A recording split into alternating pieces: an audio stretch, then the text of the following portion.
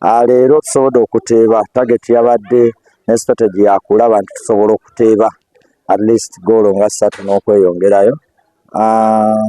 Tusobodde okikola naye endala ekirala ekirungi nti tusobodde concedinga mu game yaffe ey'okubiri. Twongera tugenda kuddayo tubaddemu n'ensobi ze tukoze genda kuddayo twongera okutereza tusobole okujja mu game eddako ng'ate twongerako okulaba nti tutereza omuzannyo gwaffe mu game eddako n'okujjayo ekifaananyi ekirungi.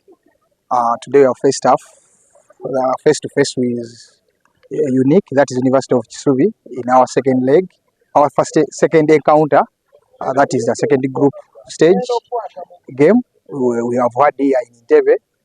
The game wasn't that easy, but the person who have not watched the game, when he has the scores that it was 6-0, he may think that Kisubi is a weak team, though which is not the case.